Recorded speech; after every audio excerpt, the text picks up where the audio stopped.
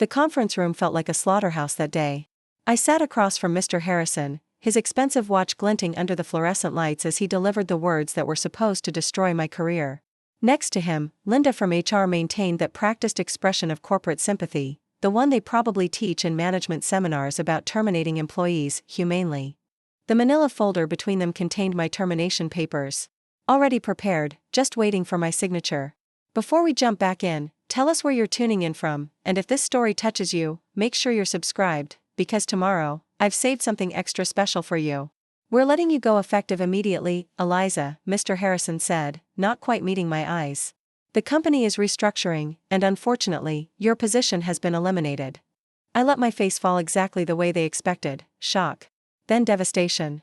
I even managed to make my voice crack when I spoke. Today? But it's my daughter's birthday. I promised her I'd be home early. The beautiful thing about that moment was knowing they had absolutely no idea what was actually happening. They thought they were delivering a corporate execution. I was setting the stage for the most satisfying revenge of my life. Before I dive deeper into what happened next, I'd love if you could take a few seconds to like this video and subscribe to my channel. Trust me when I say this story takes twists you won't see coming.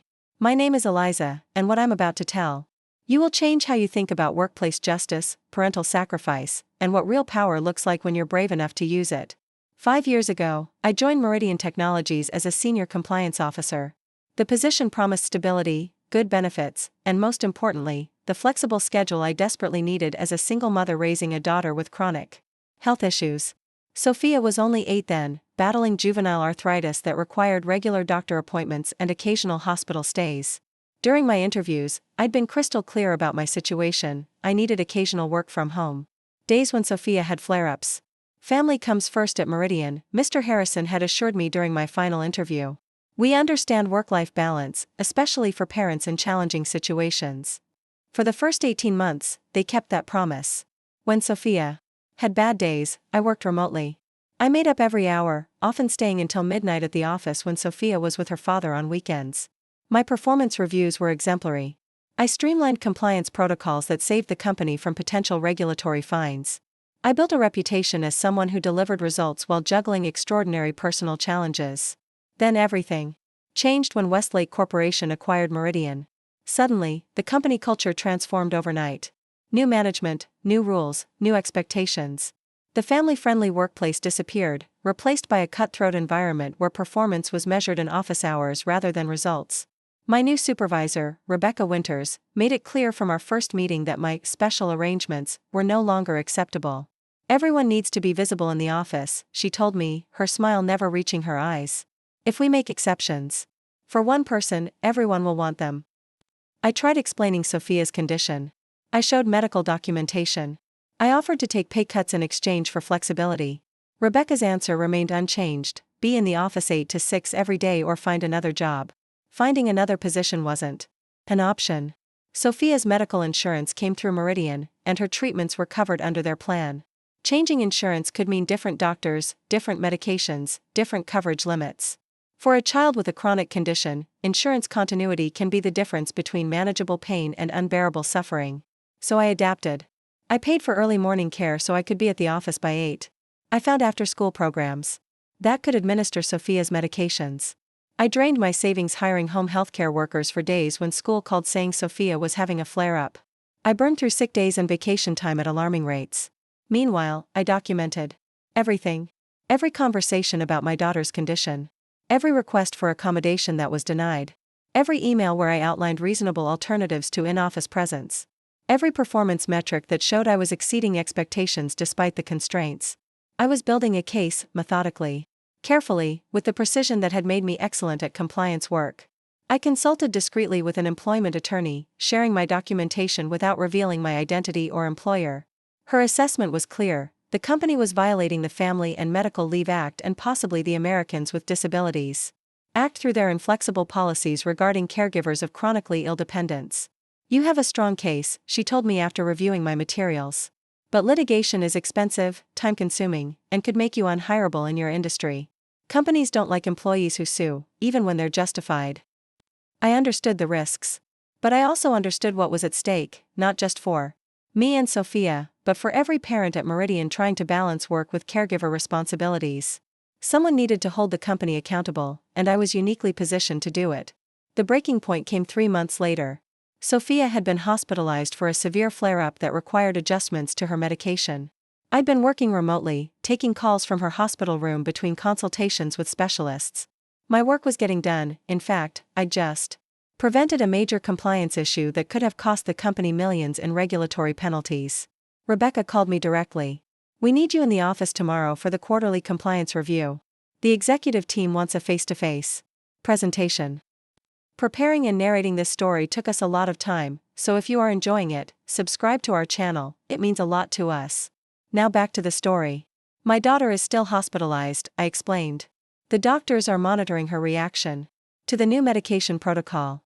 I can present virtually, I've prepared all the materials. This isn't negotiable, Eliza. Either you're there, or we'll need to re-evaluate your position with the company." I took a deep breath, looking at Sophia sleeping in the hospital bed, tubes attached to her small arms. "I understand," I said quietly. "I'll see what I can arrange." I spent the night making calls, to nurses I knew, to Sophia's father who lived 2 hours away, to neighbors who might be able to sit with her. Nobody was available on such short notice. By morning, I'd made my decision. I emailed Rebecca explaining that I couldn't leave my daughter alone in the hospital and offered again to present virtually. Her response was brief: "Please see HR when you return to the office." I knew then what was coming, but the timing couldn't have been predicted. When Sophia was released from the hospital 3 days later, it happened to be her 13th birthday. We had planned a small celebration at home, nothing elaborate given her condition, just cake and presents with a few close friends who understood her limitations. That morning, I received a calendar invite for a 4 p.m. meeting with Rebecca and Human Resources. The subject line read simply, "Employment Status Discussion." There was no mistaking what that meant in corporate language. I called my attorney immediately. "It's happening," I said. "They're firing me for staying with my daughter in the hospital." "Are you recording all communications?" she asked. "Everything. And I have copies of all documentation secured outside the company system." "Good. Let them proceed. Don't argue, don't get emotional. Just listen and take notes about what they say. This timing actually strengthens our case significantly." I spent that day setting up Sophia's small party, arranging balloons around our living room, and finalizing our legal strategy. I baked her favorite chocolate cake while mentally preparing for the confrontation to come. When Sophia's friends arrived at 2 p.m., I hugged her tightly. "I have to step out for a quick work meeting, sweetheart. I'll be back before cake, I promise." She looked up at me with those wise eyes that had seen too much pain for someone so young. "Is everything okay, Mom?" I smiled with more confidence than I felt. "Everything's going to be just fine. Better than fine, actually. I think today is going to be a turning point for both of us."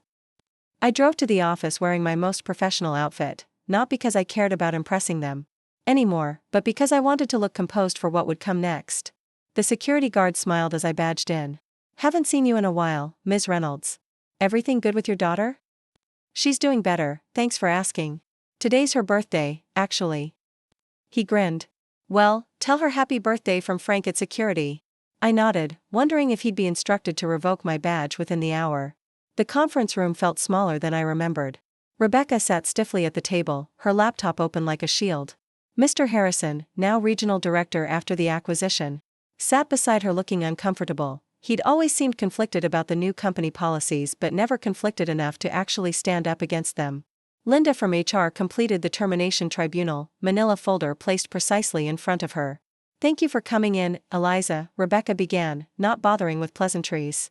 "As you know, attendance and physical presence are non-negotiable requirements for leadership positions at Meridian Westlake." I nodded, saying nothing, remembering my attorney's advice. "Your continued inability to maintain regular office hours despite multiple verbal and written warnings has left us no choice but to terminate your employment, effective immediately." Mr. Harrison cleared his throat. "We recognize your contributions over the years, Eliza. This isn't a reflection on your work quality." "Just my dedication?" I asked quietly. Rebecca's eyes narrowed. "Your dedication to company priorities has been questioned, yes." I allowed myself a small smile. "My dedication to my critically ill child, you mean?" Linda from HR jumped in smoothly. "We've prepared a severance package." She slid the folder toward me. 2 weeks' pay and continuation of benefits through the end of the month. "We'll need your badge, laptop, and company phone before you leave today." I took the folder without opening it. Today is my daughter's 13th birthday, I said conversationally. She's just spent 4 days in the hospital. I had to leave her birthday party to come here for this meeting. The room went silent. Mr. Harrison had the decency to look ashamed. I'm sorry about the timing, he offered weakly. Are you? I asked, genuine curiosity in my voice. Because from where I'm sitting, the timing couldn't be more perfect. Rebecca frowned. We can discuss transitioning your responsibilities tomorrow if that would be better. I shook my head, standing up. That won't be necessary. I've been preparing for this day for quite some time. I reached into my purse and pulled out a sealed envelope, placing it on the table. This is for you. Consider it my parting gift to Meridian Westlake. Rebecca stared at the envelope suspiciously. What is this?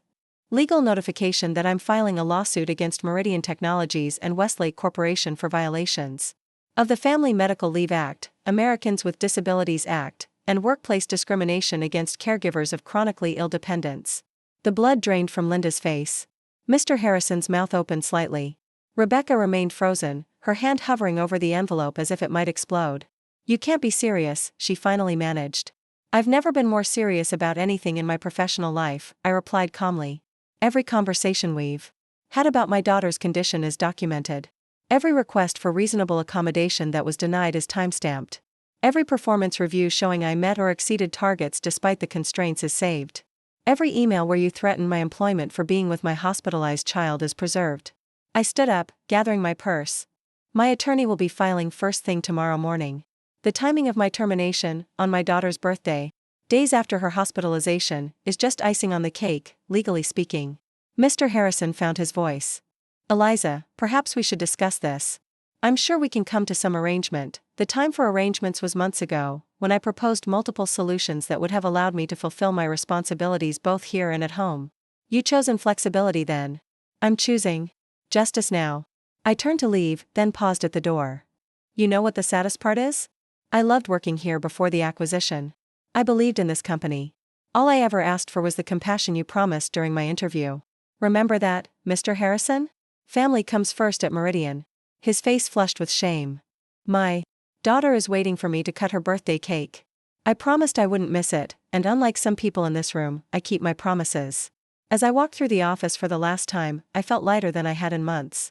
Colleagues watched curiously as I packed the few personal items from my desk. Some whispered, others avoided eye contact. My closest work friend, Jasmine, approached cautiously. What happened? She asked quietly. They finally did it, I said, smiling. They fired me for being a mother. Her eyes widened. On Sophia's birthday?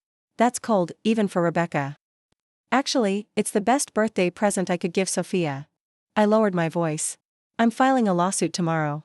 For all of us who've been dealing with this toxic culture since the acquisition. Jasmine glanced around nervously. Are you sure about this? They'll fight back hard. I'm counting on it, I replied, placing my company badge on the desk. Some things are worth fighting for. As I drove home, I felt an odd mixture of terror and exhilaration.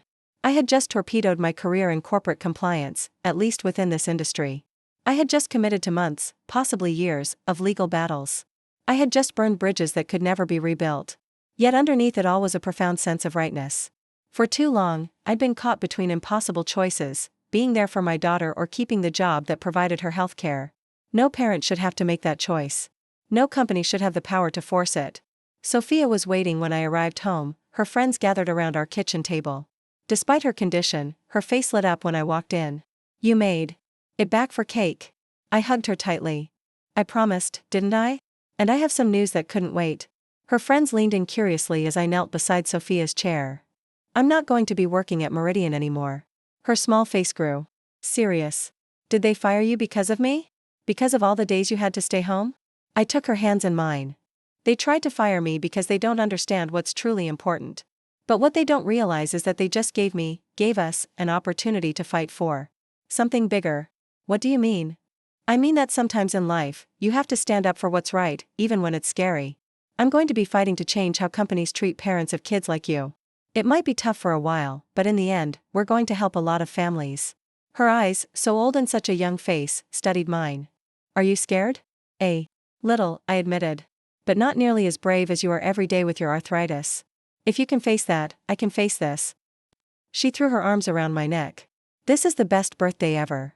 Later, after her friends had gone home and Sophia was asleep, I sat at our kitchen table finalizing details with my attorney over the phone. The paperwork has been prepared, she confirmed. We file first thing tomorrow. Given the timing and your documentation, we're in an extremely strong position. What should I expect next? They'll likely reach out to settle quickly once they review your evidence. Companies like Meridian Westlake hate public attention on cases like these. But we should prepare for the possibility they'll fight. I'm ready either way, I said, looking at pictures of Sophia on our refrigerator, Sophia in the hospital, Sophia at physical therapy, Sophia bravely smiling through pain on countless occasions. Some battles choose you. The next morning, while Sophia was still asleep, I received an unexpected call from Mr. Harrison's personal cell phone. Eliza, can we talk? Off the record? My attorney has advised me not to have private conversations about the case. He sighed heavily. I'm not calling about the case. Not exactly. I wanted to apologize. Personally. What happened yesterday, the timing of it all, it was wrong. I remained silent, waiting. When we hired you, I meant what I said. About family coming first. The acquisition changed everything. The culture, the values, the priorities. I should have fought harder against those changes. Why didn't you? I asked simply. Another sigh. Fear. Career security. Mortgage payments. All the usual excuses that sound so hollow when you say them out loud. I understood better than he knew. What do you want, Mr. Harrison? I want to make this right. Not just for legal reasons, but because it's the right thing to do. I've called an emergency meeting with the board this morning. I'm going to advocate for reinstating you with full back pay and implementing a formal policy for employees with caregiver responsibilities. I hadn't expected this. And if they refuse? Then I'll be submitting my resignation along with a statement supporting your lawsuit. This was a plot twist I hadn't anticipated. Why the sudden courage? His voice grew quiet. My sister has MS. Our mother was her caregiver while working full-time. I watched that struggle my entire life. When we hired you, I saw the same dedication in how you balanced work with Sophia's needs. I promised myself I'd create a workplace that supported people like you, like my mother. Yesterday, I realized how completely I'd failed that promise. I felt an unexpected pang of empathy. I appreciate the call, Mr. Harrison. But the lawsuit moves forward regardless. This isn't just about me and Sophia anymore. I understand. For what it's worth, I think you're doing the right thing. After hanging up, I sat quietly, processing this new development. Sophia shuffled into the kitchen in her pajamas, hair tousled from sleep. Morning, Mom. Do you have to go to work today? I smiled, pulling her into a hug. No, sweetheart. My job now is fighting for families like ours. And maybe changing how some people think about what really matters in business. She poured herself a bowl of cereal. Do you think you'll win? I thought about my meticulous documentation, about Mr. Harrison's call, about the inherent righteousness of our position. I think we already have, in some ways. The most important victories sometimes happen the moment you decide to fight. As I helped Sophia with her morning medication, my phone buzzed with a text from Jasmine. Office is buzzing. Harrison called emergency board meeting. Something big happening. Stay tuned. Later that morning, my attorney called. You're not going to believe this. Meridian Westlake's legal team just reached out. They want to discuss settlement terms. Immediately. That was fast, I remarked. Fastest I've ever seen in a case like this. Something's happening internally. Word is that several executives are threatening to resign if they don't resolve this properly. I smiled, thinking of Mr. Harrison finding his backbone at last. What are they offering? Full reinstatement with back pay, a formal written apology, and implementation of a new company-wide policy for employees with caregiver responsibilities. They're calling it the Sophia Protocol. My breath caught. They're naming it after my daughter? Apparently so. They also want to establish a dedicated HR position to oversee accommodations for employees with family medical situations. I sat down, overwhelmed by the speed and scope of their response. What do you think? Honestly? It's more than I expected to get after months of litigation, let alone 24 hours. But we should push for more policy changes that extend beyond Meridian to all Westlake subsidiaries, financial compensation for emotional distress, guarantees against retaliation. Yes to all of that, I agreed. But I want something else too. I want to be the person who implements these changes. I want to build this program from the ground up. There was a pause on the line. You want to go back? After everything they put you through? Not as a compliance officer. As Director of Employee Advocacy and Family Support, or whatever title they want to give it. I know exactly what families like mine need because I've lived it. Who better to create a system that actually works?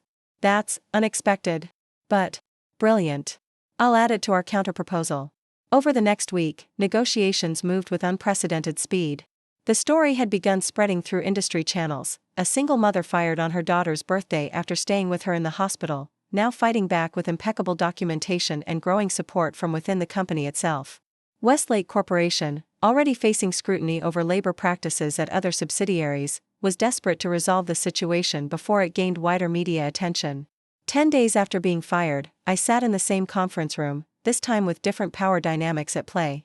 Across from me were Mr. Harrison, the CEO of Westlake Corporation, who had flown in specifically for this meeting, and a different HR representative, Linda, had apparently taken a leave of absence following the incident.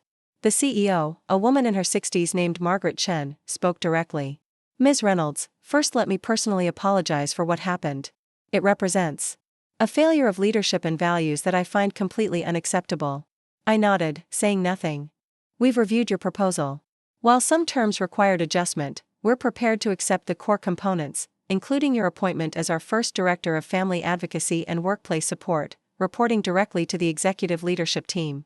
My attorney and I exchanged glances. This was more than we'd expected. Additionally, Margaret continued, we're implementing the Sophia Protocol across all Westlake subsidiaries, effective immediately.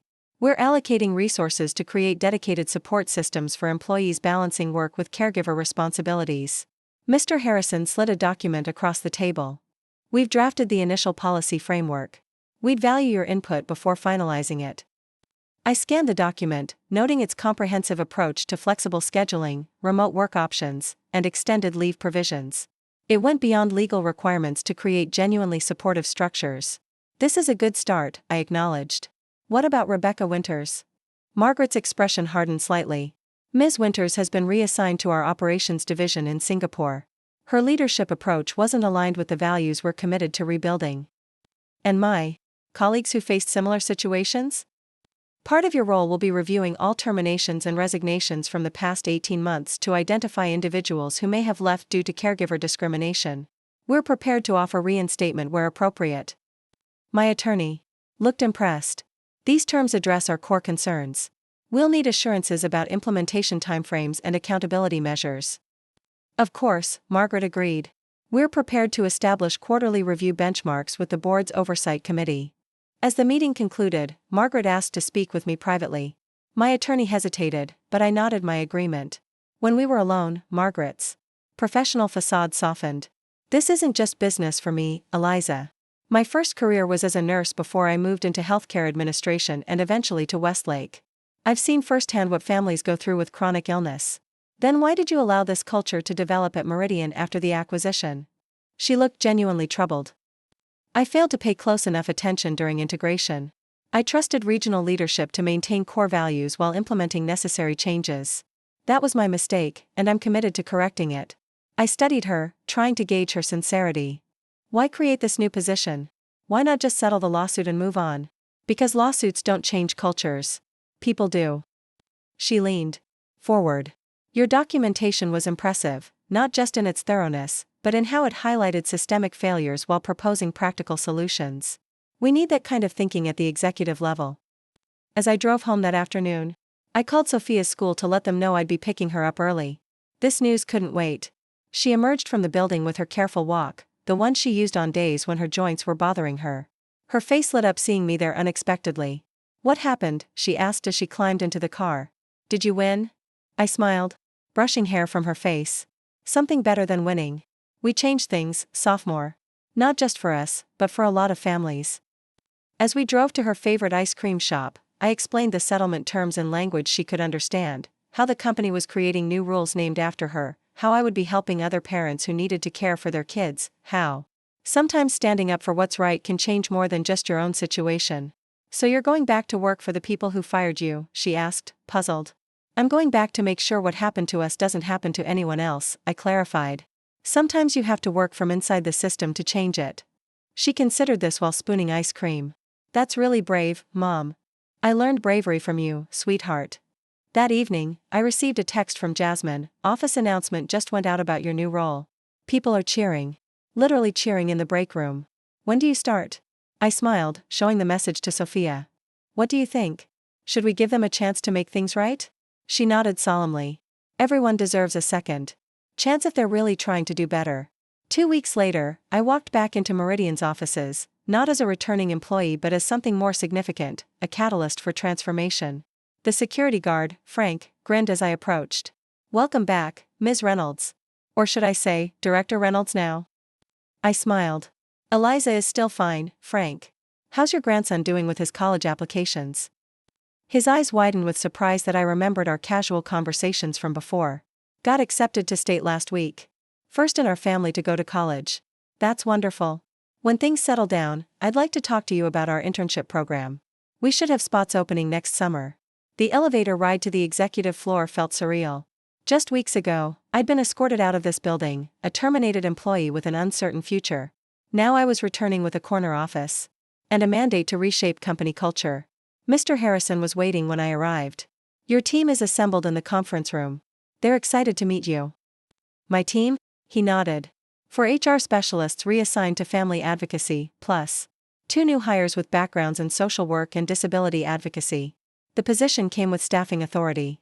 I hadn't expected implementation to move this quickly. That's impressive. Margaret doesn't waste time once she commits to something. He hesitated. For what it's worth, I'm glad you're back. Eliza. What happened was wrong, and this is an opportunity to make it right. As I walked into the conference room and saw 6 eager faces turn toward me, I realized the true power of what had happened. My personal fight for justice had expanded into something far beyond my individual situation. The lawsuit papers I'd served on my daughter's birthday weren't just about legal remedies, they were the beginning of institutional change. Good morning, I began. My name is Eliza Reynolds. Some of you may know my story already. I'm a single mother to a daughter with juvenile arthritis. I was fired for prioritizing her medical needs. And now I'm here to help build a company where no parent ever has to choose between their child's well-being and their career. One woman raised her hand. I have a son with autism. I've been afraid to mention his therapy appointments during performance reviews. A man nodded. My mother moved in with us last year after her stroke. I've been using vacation days for her doctor visits because I was worried about asking for accommodations. Around the table, people began sharing their stories, the hidden struggles they'd been managing alone, the fear of appearing uncommitted to their careers, the impossible balancing acts they performed daily. In that moment, I understood that my firing had never been the end of my story. It was the beginning of something much more significant. The papers I'd served on Sophia's birthday weren't just legal documents, they were the first pages of a new chapter not just for us, but for countless families facing similar challenges. Here's what we're going to do, I said, pulling out my notebook. First, we're going to listen, really listen, to what employees with caregiver responsibilities actually need. Then we're going to build systems that provide those things, not just what looks good on paper. And finally, we're going to create a culture where asking for family accommodation is seen as a sign of commitment, not weakness. As we began outlining our approach, I thought about Sophia, who would be finishing school in a few hours. For the first time in years, I wouldn't be watching the clock in panic, wondering if I could leave early without jeopardizing my job. Instead, I'd already arranged for flexible scheduling that accommodated her appointments while allowing me to fulfill my professional responsibilities. My phone buzzed with a text from Sophia. How's your first day going? I smiled, typing back. Making changes. Making things better. Making your birthday present count. Because that's what those lawsuit papers really were, not just a legal challenge, but a gift to my daughter showing her that justice is possible, that standing up for what's right matters, and that sometimes the worst day of your life can become the beginning of your greatest purpose. My first morning in the new role started with a text from my attorney. Just saw the press release about the Sophia protocol. You've created something extraordinary here. I smiled, thinking about the journey from fired employee to changemaker in just a few short weeks. The speed of transformation was both exhilarating and terrifying. The reality of what I'd accomplished hit me when I walked into my new office, corner suite, glass walls, my name on an actual door. Director of Family Advocacy and Workplace Support. Not just a title created to settle a lawsuit, but a position with real power, a team, and a budget. In my previous role as compliance officer, I'd been tucked away in a windowless office near the file room. Now I could see the entire city skyline, a visual reminder of my expanded perspective. The symbolism wasn't lost on me. My assistant knocked lightly on the door frame. Your 9 a.m. is here, the implementation committee. I smoothed my jacket, took a deep breath, and nodded. Send them in. 6 department heads filed into my office, including Mr. Harrison. I recognized most of them from my previous time at Meridian, though they'd barely noticed me then. Now they were reporting to me on progress implementing the Sophia protocol across departments. Let me be clear about something from the start, I began, not bothering with small talk.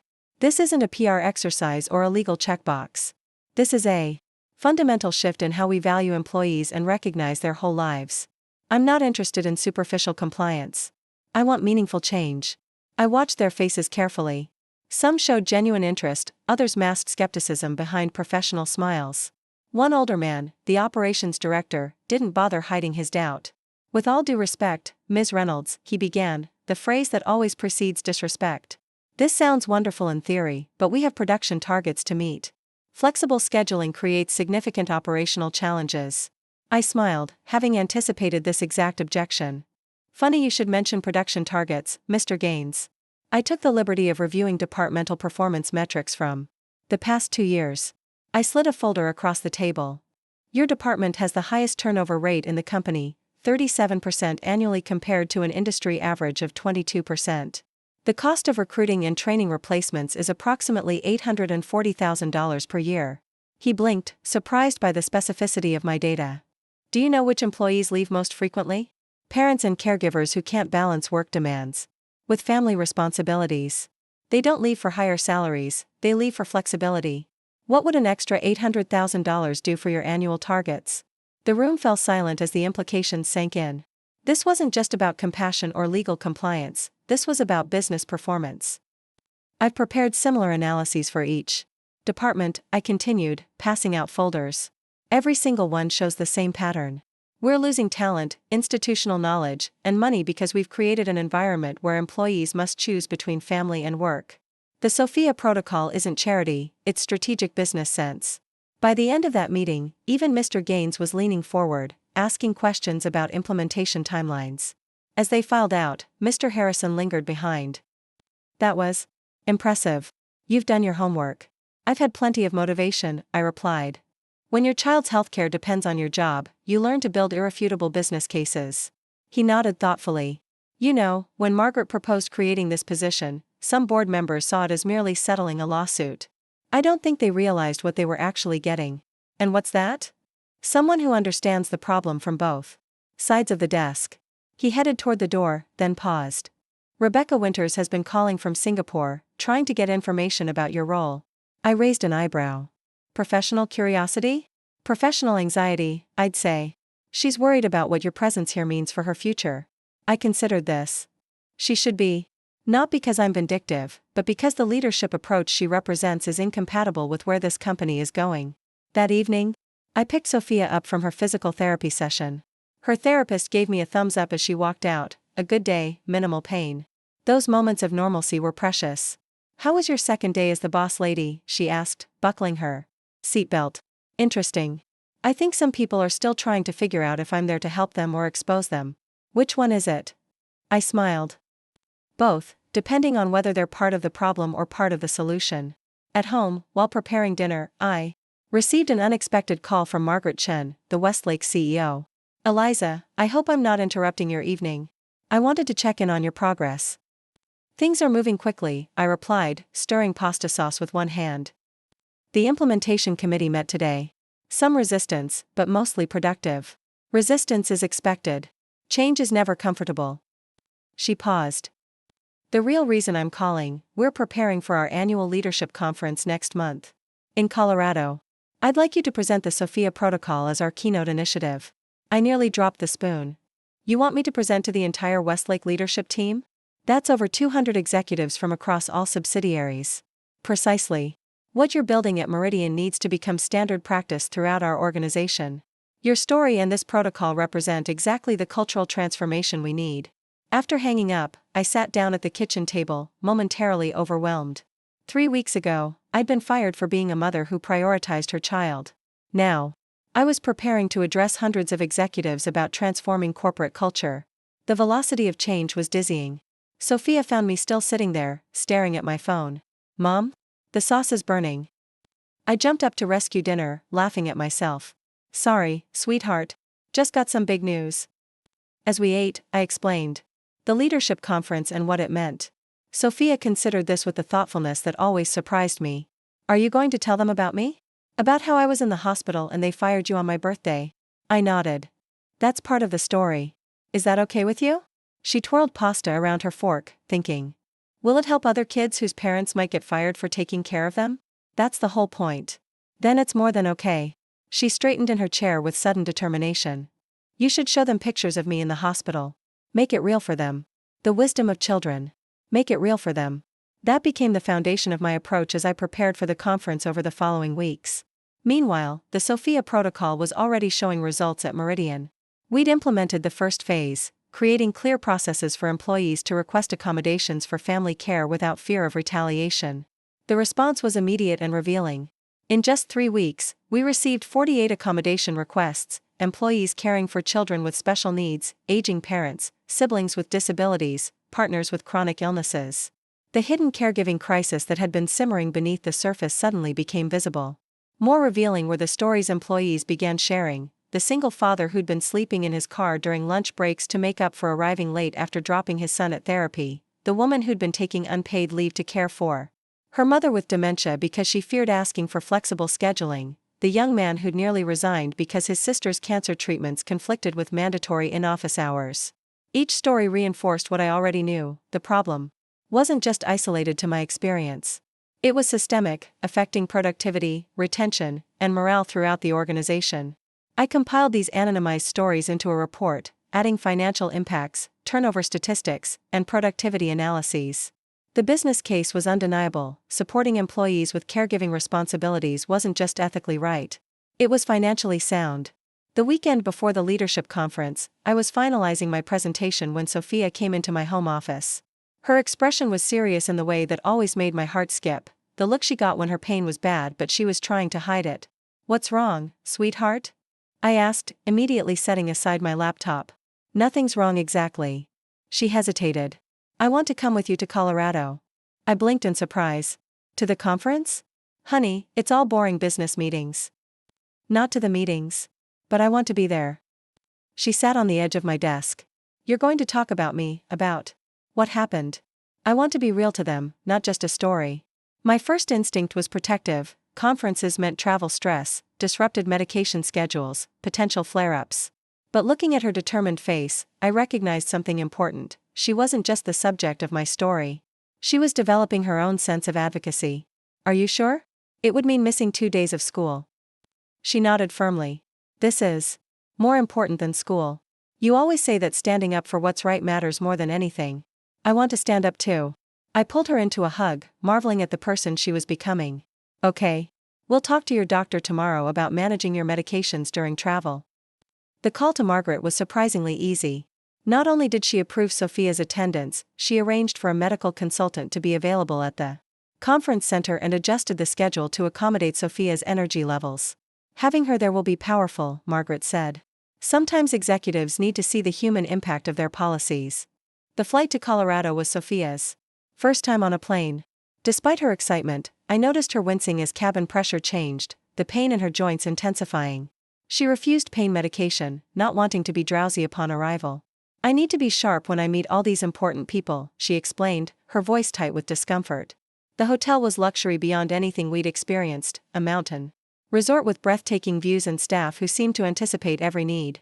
When we checked in, the front desk manager handed Sophia a backpack containing hiking guides modified for limited mobility, a plush mountain lion, and a personal note from Margaret welcoming her as a special advisor to the conference. That evening, Margaret invited us to a private dinner with the executive committee, 12 of Westlake's most senior leaders. I watched nervously as Sophia was seated between Margaret and the chief operating officer, worried she'd be overwhelmed. Or uncomfortable. I needn't have worried. When the COO asked politely what school she attended, Sophia launched into a detailed explanation of juvenile arthritis, her treatment protocol, and how it affected her education. Some days I can't write because my hands hurt too much, she explained matter-of-factly. My school lets me use a tablet to dictate on bad days, but Mom had to fight for that accommodation. The principal didn't understand at first. The COO, a man who managed tens of thousands of employees and billions in revenue, was listening with complete attention. "What convinced him finally?" he asked. "Mom brought my doctor to school to explain. She says sometimes people need to see problems up close before they understand." Sophia looked directly at him. "That's why we're here, right? So you can see up close." A moment of stunned silence fell over the table, broken by Margaret's appreciative laugh. "Exactly right, Sophia. That's precisely why you're here." Later that night, as I helped Sophia with her evening medications, she asked, "Did I say something wrong at dinner?" Everyone got quiet. I smiled, adjusting her compression sleeve. "You said something perfectly right. You reminded some very powerful people why their decisions matter." The next morning was my keynote presentation. The ballroom was filled with executives from across Westlake's global operations. Sophia sat in the front row beside Margaret, wearing a new dress we'd bought specially for the occasion, her arthritis compression garments visible on her wrists. As I took the stage, the room fell silent. These were people accustomed to quarterly projections and strategic initiatives, not personal testimony. I was about to give them something very different. "My name is Eliza Reynolds. 3 months ago, I was fired from Meridian Technologies for staying with my daughter in the hospital. The termination happened on her 13th birthday." I paused, letting that sink in. "Today, I'm Westlake Corporation's Director of Family Advocacy and Workplace Support, and I'm here to tell you why that transformation represents the most significant business opportunity this company faces." For the next 40 minutes, I walked them through the business case, turnover costs, productivity impacts, recruitment advantages, brand reputation. I showed them data from the first month of the Sophia protocol implementation, the hidden caregiving crisis revealed, the productivity improvements when accommodations were provided, the retention risk factors identified and addressed. Then I shifted gears. But data only tells part of the story. Business cases can demonstrate value, but they don't create commitment. For that, we need to understand the human impact of our policies. I invited Sophia to join me on stage.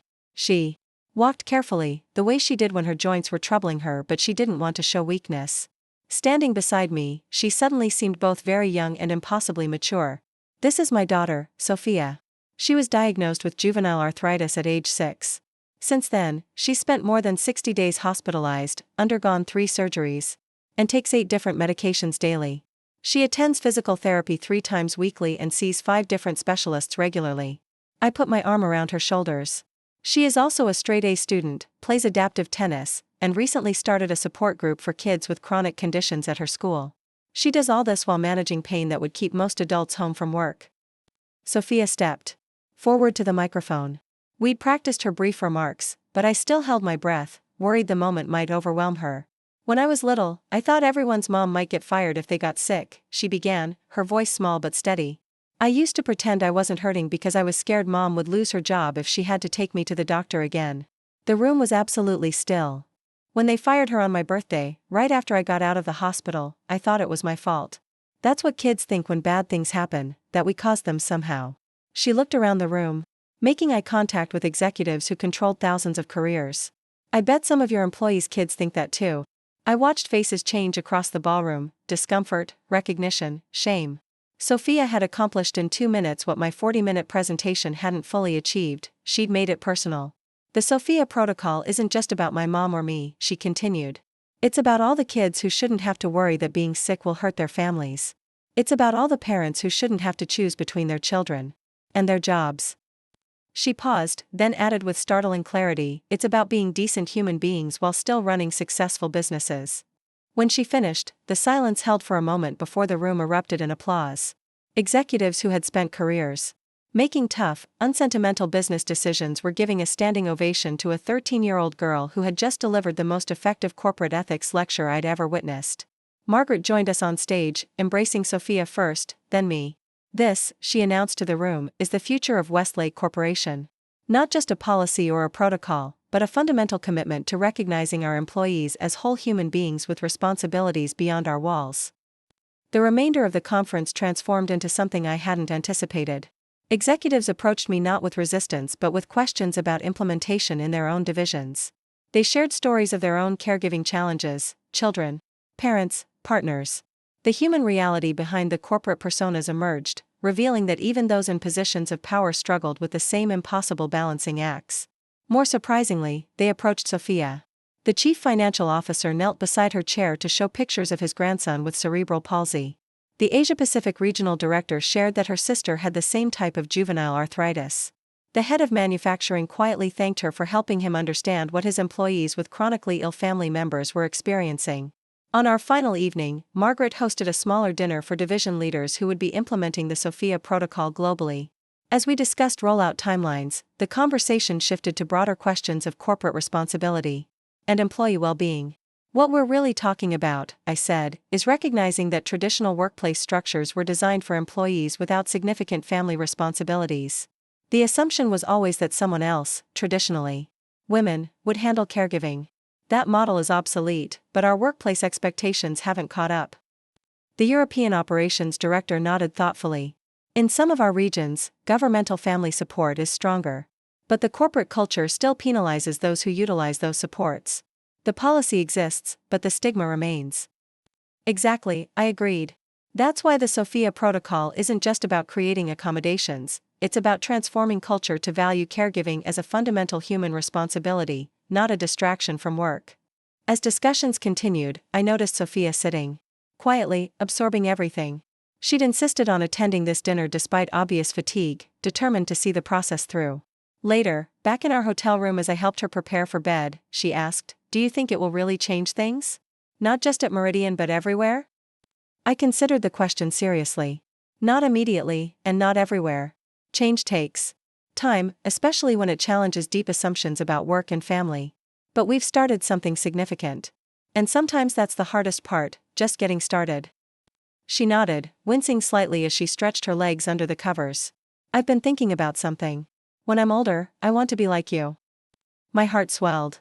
A troublemaker who gets fired and then sues her company. She grinned. Exactly. Someone who doesn't just accept things that are wrong, but actually fixes them. On the flight home the next day, I received an email from Margaret with the subject line, "Next Steps." The Westlake Board had unanimously approved global implementation of the Sophia Protocol across all subsidiaries, with dedicated budget allocations for each region. More surprisingly, they had created a new executive position, Chief of Employee Advocacy and Well-being, reporting directly to Margaret, with oversight of work-life integration policies worldwide. The position is yours if you want it, the email concluded. You've started something important here, Eliza. We need your vision to see it through properly. I glanced at Sophia, asleep against the window, exhausted from the conference but peaceful. 3 months ago, I'd been fired for prioritizing her care. Now I was being offered a C-suite position to transform how an entire global corporation balanced work and family responsibilities. The lawsuit papers I'd served on her birthday had been just the beginning, not merely a legal challenge but the first page of a new chapter for countless families facing impossible choices between caregiving and career. As the plane descended toward home, I thought about all the working parents juggling impossible responsibilities, all the children worrying about being burdens to their families, all the talent and potential lost when companies force employees to choose between family and work. The Sophia Protocol wouldn't solve everything, but it was a meaningful start. I replied to Margaret's email with a single line, "I accept, on one condition: Sophia gets consulting credit for all implementations." Some birthday presents change lives. Some change systems. The lawsuit papers I'd served after being fired had somehow managed to do both. 6 months after the Colorado conference, I found myself stepping onto another stage, this time at the National Conference on Workplace Equity in Washington, D.C. The audience wasn't corporate executives but policymakers, labor advocates, and employment law specialists. My journey had expanded beyond Westlake Corporation to a national conversation about caregiving and workplace rights. The Sophia Protocol wasn't designed to be revolutionary, I began, surveying the packed auditorium. It was created because a mother needed to be with her hospitalized child without losing her job. Its power lies in its simplicity, recognizing that employees are whole human beings with responsibilities that cannot and should not be separated from their professional identities. In the front row, Sophia sat with Margaret Chen, both of them beaming with pride. At 14, Sophia had become something of a celebrity in advocacy circles, the teenager whose name was attached to a corporate policy now being studied and adapted by organizations across the country. The months since accepting my new role as Westlake's Chief of Employee Advocacy and Well-being had been a whirlwind of implementation challenges, cultural resistance, and breakthrough moments. We'd rolled out the Sophia Protocol across all 17 Westlake subsidiaries, adapting it for different regional contexts while maintaining core principles. The results were beginning to show in concrete metrics: reduced turnover, improved employee satisfaction scores, and even productivity increases in divisions that had fully embraced the new approach. More meaningfully, we were collecting stories of lives changed, employees who no longer had to choose between caring for loved ones and keeping their jobs. After my presentation, a congressional aide approached me. "Representative Vasquez was very impressed with your talk. She's introducing legislation next month on caregiver protections in the workplace and would love your input." And just like that, our corporate initiative was potentially becoming public policy. The ripples were extending far beyond what I'd imagined when I'd handed that manila envelope of lawsuit papers to Rebecca Winters on Sophia's birthday. Back at the hotel that evening, Sophia was unusually quiet as she prepared for bed. Despite the excitement of the day, I noticed the slight hesitation in her movements that signaled increased pain. "Tough day for your joints?" I asked, sitting beside her on the bed. She nodded. "Worth it though." She looked up at me with those old soul eyes. "Mom, do you ever think about Rebecca Winters?" The question caught me off guard. "Rebecca?" "Sometimes."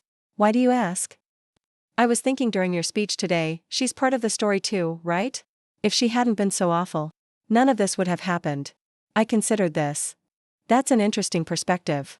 I suppose in some strange way, we owe her a debt. Have you ever talked to her since everything happened?" I shook my head. "She's still in Singapore as far as I know. We don't exactly exchange Christmas cards." Sophia was quiet for a moment, thoughtful. "Maybe you should." "Should what?" "Talk to her. Not to forgive her or anything, but to show her what happened because of her. How her meanness turned into something good." I was continually astonished by my daughter's capacity for seeing connections I missed. "That's actually a powerful idea. Are you sure you're only 14? She rolled her eyes. "Almost 15, Mom." The next morning, before heading to the second day of the conference, I sent an email I never thought I'd write. "Rebecca, it's been nearly a year since our paths diverged at Meridian. I'm speaking at the National Conference on Workplace Equity in D.C. about the Sophia Protocol and its implementation across Westlake. If you're interested in seeing what grew from our conflict, I'd be willing to connect while I'm here. Eliza." Reynolds. I didn't expect a response, certainly not the one that arrived within hours. "I'm in New York on business. I can be in D.C. tomorrow. Name the time and place." Rebecca Winters. When I showed the message to Margaret over lunch, she raised her eyebrows. "Are you sure about this?" Rebecca isn't known for gracious concessions. "It was Sophia's idea, actually. She thinks Rebecca should see what her actions ultimately created." Margaret smiled. "Your daughter continues to be the wisest person in this story." The following afternoon, I sat in the hotel lobby watching Rebecca Winters walk through the revolving door. She looked essentially the same, impeccably dressed, perfectly composed, radiating that particular intensity that had once made her so intimidating to me. The only difference was context. I was no longer her subordinate fighting for accommodation. I was an executive whose work was reshaping corporate America. She spotted me and walked over, her expression carefully neutral. "Eliza, you look well." "So do you, Rebecca. Singapore agrees with you?" A flicker of something, annoyance? Amusement? Crossed her face. "It's been educational. Different cultural approaches to workplace expectations." She sat across from me. "I see your name in industry publications regularly now. The Sophia Protocol has quite a following." I nodded. "It's been adopted more widely than we anticipated. Several companies beyond Westlake have implemented versions of it, including Meridian's top competitors," she noted. "I imagine that's particularly satisfying." "This isn't about satisfaction or vindication," I replied honestly. "It's about changing systems that force impossible choices on caregivers." She studied me for a long moment. "Why did you want to meet, Eliza? To show me you've succeeded despite my attempts to enforce policy?" "Actually, it was Sophia's idea. She thought you should see what grew from our conflict." "Your daughter suggested this?" Genuine surprise broke through her composure. "She has a unique perspective. She sees you as an essential part of the story. Without your inflexibility, I wouldn't have been fired. Without being fired, I wouldn't have filed the lawsuit. Without the lawsuit, there would be no Sophia Protocol." Rebecca was silent, processing this logic. In her view, your role was necessary, even if unintentional. A waiter approached with coffee I'd ordered earlier. As he set it down, Rebecca finally spoke. "How is she? Your daughter?" The question seemed genuinely interested, perhaps the first authentic moment between us. "She's doing well. The arthritis is still challenging, but she's thriving in many ways. She's here at the conference, actually. She's here? Rebecca glanced around the lobby. She's at a panel discussion on youth advocacy. She'll be back soon if you'd like to meet her. Rebecca looked momentarily alarmed. I'm not sure. That would be appropriate, given our history. It was her idea for me to contact you. I think she'd be disappointed if you left without meeting her. As if summoned by our conversation, the lobby doors opened and Sophia entered with Margaret. They were deep in conversation, Sophia gesturing enthusiastically about something. Despite her excitement, I could see the careful way she walked, managing pain while refusing to be limited by it. Rebecca followed my gaze, her expression changing as she realized who she was seeing. That's Sophia? She's older than I imagined.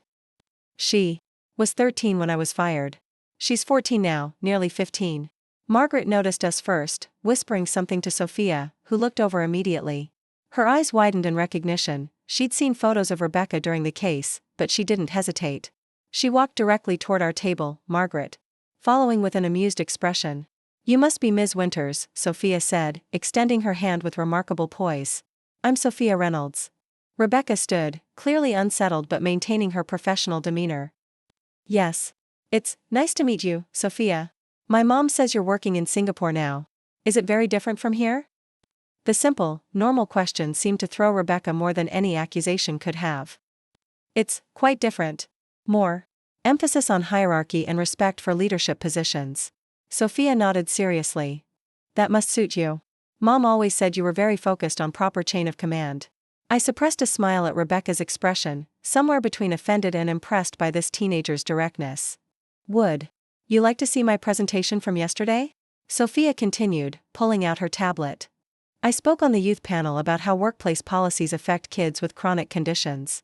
Before Rebecca could respond, Sophia had pulled up her slides and was walking her through her talk, statistics on children with chronic illnesses, quotes from kids about their fears when parents had to choose between work and care, recommendations for family-friendly policies. The most remarkable part was watching Rebecca's face as Sophia spoke. The corporate mask slipped, revealing genuine interest and, perhaps, the first glimpses of understanding what had actually been at stake when she demanded my presence in the office while Sophia was hospitalized. When Sophia finished her impromptu presentation, Rebecca was quiet for a moment. That was very informative. You're quite articulate for your age. Thanks. Having arthritis makes you grow up fast. Sophia glanced at her watch. Mom, we should go soon if we're going to make your panel. I nodded, turning to Rebecca. We have another session. Would you like to join us? It's about implementing caregiver support systems in traditional corporate environments. She hesitated, then shook her head. I have a flight back to New York this evening. But she paused, seeming to choose her words carefully. I'm glad I came. This has been educational. As we prepared to leave, Rebecca addressed Sophia directly. Your protocol is making significant changes in corporate America. You should be proud of what you've accomplished. Sophia looked at her thoughtfully. I didn't do anything except get sick and need my mom. She's the one who fought back when you fired her. The blunt truth hung in the air. Rebecca didn't flinch. Yes. She did. And the corporate world is different because of it. She turned to me. You've created something important, Eliza. It's changing how companies think about employee well-being. Coming from Rebecca Winters, this was as close to an apology as I was likely to get. I nodded, acknowledging what remained unsaid between us. Sometimes the most significant changes come from our most difficult challenges. As Rebecca walked away, Sophia watched her go. She's not what I expected. What did you expect? I don't know. Someone more obviously villainous? She seems so normal. Margaret, who had been silently observing the interaction, smiled. Most workplace injustice isn't perpetrated by villains, Sophia. It's carried out by ordinary people following systems they never think to question. The wisdom of that observation stayed with me through the remainder of the conference and beyond. Rebecca Winters hadn't been a monster, she'd been a product and perpetuator of a system that valued presence over performance, conformity over compassion, and corporate policy over human reality. Our work wasn't about defeating villains. It was about transforming systems. 2 weeks after returning from Washington, I received another unexpected email from Rebecca. Eliza, after our meeting, I've been reflecting on my role at Meridian and my current position in Singapore. Meeting Sophia provided context I hadn't fully considered when enforcing attendance policies. I've proposed a pilot program adapting elements of the Sophia Protocol for our Asia-Pacific operations. If you're willing, I'd appreciate consulting on implementation strategies appropriate for this regional context. Rebecca Winters. I shared the message with Sophia over dinner that evening. She read it twice, then looked up with a satisfied smile. See? I told you she should know what happened because of her. You did. I'm beginning to think you're the strategic genius in this family. She shrugged, wincing slightly as she reached for her water glass. I just think everyone should get a chance to be part of making things better, even if they started out making things worse. The wisdom of children, indeed. Over the next 3 months, the Sophia Protocol continued gaining momentum beyond Westlake Corporation. 3 state legislatures introduced bills incorporating its core principles into employment law. A coalition of major tech companies announced a joint commitment to implementing caregiver support systems modeled on our approach. The Wall Street Journal ran a feature on the caregiving revolution in corporate America, highlighting the protocol as a case study in how individual actions could spark systemic change. Through it all, Sophia remained both my inspiration and my reality check.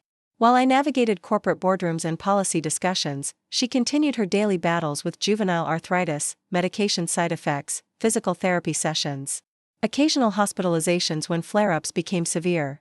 The irony wasn't lost on me. I was now traveling more than ever for work, speaking about caregiver support while sometimes struggling to balance my own caregiving responsibilities.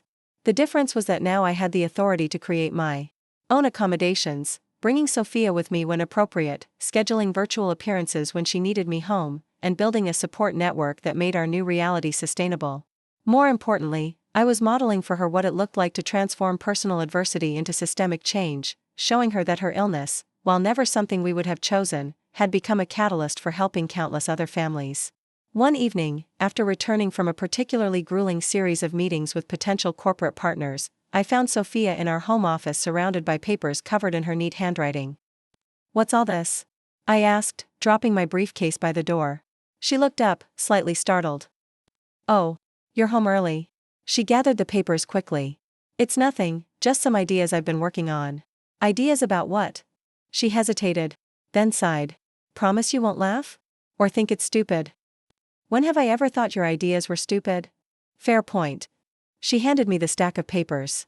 "I've been thinking about starting a nonprofit for kids with chronic conditions whose parents work like a youth advocacy group." I flipped through her notes, mission statements, program ideas, outreach strategies. The material was remarkably well developed, reflecting hours of careful thought. "This is incredible, Sophia. When did you start working on this?" "After the Washington conference. Meeting all those other kids whose parents struggled with work stuff made me realize we need our own organization. Adults make all these policies, but kids are affected too. We should have a voice." I sat beside her, genuinely impressed by the scope of her vision. "What would this organization do, exactly?" "3 main things," she said, immediately animated. "First, connect kids with chronic conditions so we don't feel so alone. Second, teach us how to advocate for ourselves and our families. And third, give us a platform to talk directly to companies and lawmakers about how their decisions affect us." She pulled out a particularly detailed page. "I'm calling it Next Gen Advocates. Because we're the next generation, but also because we need the next generation of workplace policies." I studied my daughter, this remarkable person who had taken her own suffering and transformed it into vision. "This is so much more than an idea, Sophia. This is a movement waiting to happen."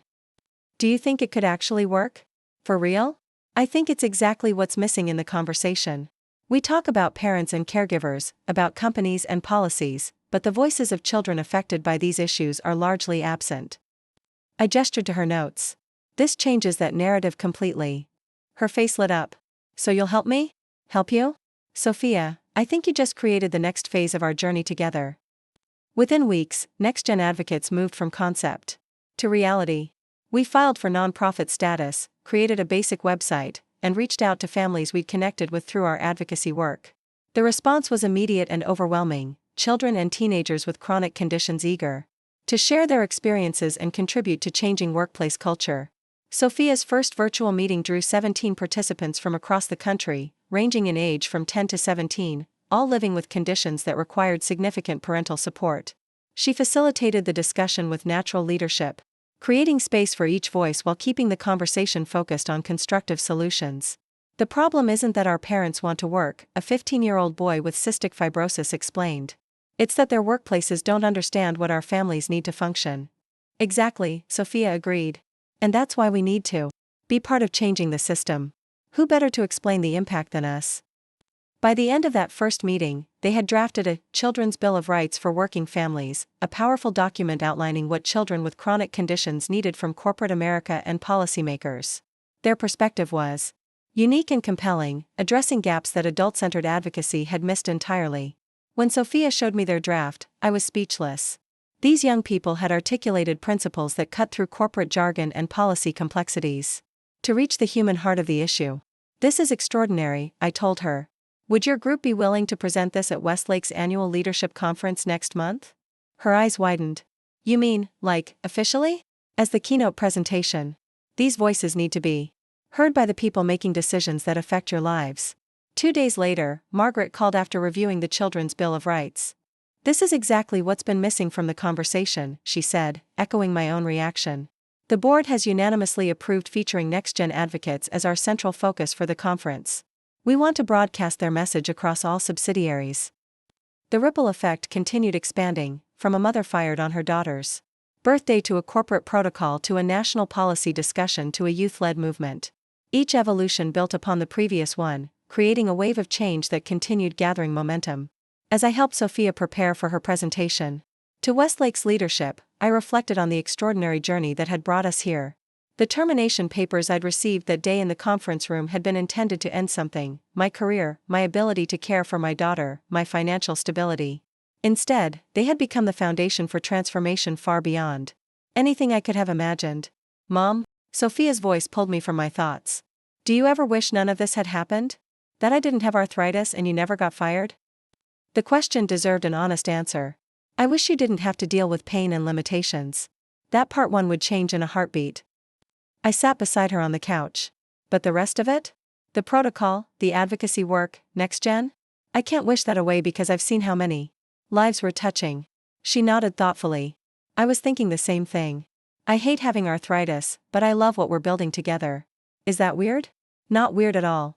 It's finding meaning in adversity, seeing how our hardest experiences can become our greatest contributions. She leaned against my shoulder, suddenly looking young despite her growing maturity. When you got fired that day, did you have any idea what would happen next? I laughed softly. Not remotely. I was just trying to protect you and hold the company accountable. I never imagined we'd end up here. Do you think that's how change usually happens? Not with some grand plan, but just people standing up for what's right in their own lives? Her insight struck me deeply. I think that's exactly how most meaningful change happens. One person refuses to accept an injustice, then another joins them, then another. Eventually, those individual stands create a movement. She smiled, satisfied with this answer. That's what I'm going to say in my speech. That anyone can start a wave of change just by not accepting what's wrong in their own life. As she returned to practicing her presentation, I thought about the manila folder of termination papers that had started our journey, how something meant to diminish us had instead become the foundation for helping countless others. The company had tried to force an impossible choice between caring for my child and keeping my job. In refusing that choice, we had opened the door for transformation that extended far beyond our individual situation. Some birthday presents change lives. The lawsuit papers I'd served that day had certainly changed ours. But the real gift had been discovering that standing up for what's right in your own life can create ripples of change that touch countless others. That was the lesson I hoped Sophia would carry forward, that our most painful challenges can become our most powerful contributions when we refuse to accept injustice as inevitable. That one person's stand for what's right can grow into a movement. That sometimes the end of one chapter is really the beginning of a much larger story. The termination papers meant to silence me had instead given voice to a movement. The birthday that began with tears had launched a journey of transformation. The attempt to force an impossible choice had instead created new possibilities for working families everywhere. And my daughter, whose illness had been viewed as an inconvenience to corporate productivity, was now leading the next generation of advocates for workplace justice. Some birthday presents keep on giving, in ways no one could possibly predict. 2 years after the creation of Next Gen Advocates, I stood in the back of a crowded Senate hearing room, watching my daughter testify before the Subcommittee on Labor and Employment. At 16, Sophia had grown into her role as the face of youth caregiving advocacy with remarkable poise. The juvenile arthritis that had once been our private struggle had become the catalyst for a movement that was now influencing federal policy. Senators, I appear before you today representing the 14 million American children living with chronic health conditions whose parents face impossible choices between caregiving and employment, Sophia began, her voice steady despite the imposing setting. I also represent the thousands of young advocates who have joined NextGen to ensure that workplace policies reflect the realities of families like ours. I watched the senators' faces as she spoke, their expressions shifting from polite attention to genuine engagement as she shared stories collected from NextGen members across the country. These weren't abstract policy discussions but lived experiences. The 10-year-old with diabetes whose single mother lost her job after too many emergency school pickups. The teenager with cystic fibrosis whose father worked 3 part-time jobs because none offered the flexibility his caregiving required. The 12-year-old with cerebral palsy who spent hours alone after school because her parents couldn't afford care and couldn't risk workplace accommodations. The Family Caregivers Protection Act before you today isn't just about workplace policy, Sophia continued. It's about whether we as a society believe that caring for vulnerable family members is a value worth protecting. It's about recognizing that chronic illness doesn't just affect the patient, it affects entire family systems. When she finished her testimony, the committee chair, Senator Alvarez, leaned forward. Ms. Reynolds, your advocacy has been extraordinary, particularly for someone your age. What would you say to other young people facing health challenges who might not see themselves as advocates? Sophia considered the question carefully. I would tell them that their challenges have given them expertise that the world desperately needs. Being chronically ill or disabled doesn't make you a burden, it makes you an expert on a reality that policymakers and business leaders need to understand. Your perspective matters precisely because it's different. Pride swelled in my chest as I watched my daughter navigate questions from senators 3 and 4 times her age with thoughtfulness and conviction. The journey from that hospital room where she'd first been diagnosed to this Senate hearing room represented more than just geographic distance, it was a transformation from victims of circumstance to architects of change. After the hearing concluded, Senator Alvarez approached us in the hallway. Ms. Reynolds, both of you, what you've built is remarkable. The committee aide will be reaching out about incorporating NextGen's recommendations into the final bill language. As we left the Capitol building, Sophia's phone buzzed continuously with messages from NextGen members who had watched her testimony via live stream. The organization had grown beyond our wildest expectations, over 3,000 members across all 50 states, with international chapters developing in Canada, the UK, and Australia. How does it feel? I asked as our rideshare navigated DC traffic. Knowing your words might become part of federal law? She looked up from her phone, her expression a mix of excitement and disbelief. Honestly? It feels like we're just getting started. She paused, suddenly looking more 16 than the poised advocate from moments earlier. But my knees are killing me. Can we stop for ice cream before the airport? That perfect juxtaposition, policy influencer requesting ice cream, embodied the dual nature of our journey. We were simultaneously changing national conversations about workplace caregiving and managing the daily reality of juvenile arthritis. The very condition that necessitated our advocacy remained a constant presence, reminding us why this work mattered so profoundly. At the ice cream shop, Sophia's phone rang with a number neither of us recognized. Hello, she answered cautiously. Her eyes widened. Yes, this is Sophia Reynolds. Tomorrow morning? Let me check with my mom. She covered the microphone. The White House Office of Public Engagement wants me to join a roundtable on family care policy tomorrow morning. They can delay my flight home. The constant whiplash between ordinary teenage moments and extraordinary opportunities had become our new normal. If you're feeling up to it, I said, mindful of how the day's activities had already taxed her joints. She nodded firmly. I'll manage. This is too important to miss. That evening in our hotel room, as Sophia prepared for the White House roundtable, I received an unexpected call from Margaret Chen. Eliza, I just watched Sophia's Senate testimony. Extraordinary. The board is unanimous, we want to take Westlake's commitment to the next level. What did you have in mind? A dedicated foundation. Significant funding. Independence from corporate governance but with our full financial backing. We want to scale what you and Sophia have built with NextGen and the Sophia Protocol into something that can transform workplace culture nationally. I sat on the edge of the bed, momentarily speechless. That's substantial. What exactly are you proposing? $20 million in initial funding. A 5-year commitment. Full operational. Independence. We want to establish the Westlake Family Advocacy Foundation with you as the inaugural executive director. The scale of the opportunity was staggering. Why now? Because the moment is right. The Senate hearing, the pending legislation, the corporate landscape shifting, timing is everything in creating lasting change. And frankly, Westlake wants to be on the right side of this historical shift. After we disconnected, I sat quietly processing the implications. When I'd handed those lawsuit papers to Rebecca Winters 3 years ago, I'd hoped for justice in my individual case. I never imagined it would lead to Senate testimony, White House roundtables, and now a multi-million-dollar foundation. Sophia emerged from the bathroom in her pajamas, hair wrapped in a towel. "What's wrong? You look weird." I explained Margaret's proposal. Sophia listened intently, her expression growing serious. $20 million, she repeated. That could help a lot of families. It could. But it would mean another significant change in our lives. More responsibility, more visibility. She unwrapped her hair, considering. "Remember what that kid Jacob said at our first NextGen meeting? About how when you have a chronic condition, you get used to your life changing overnight anyway?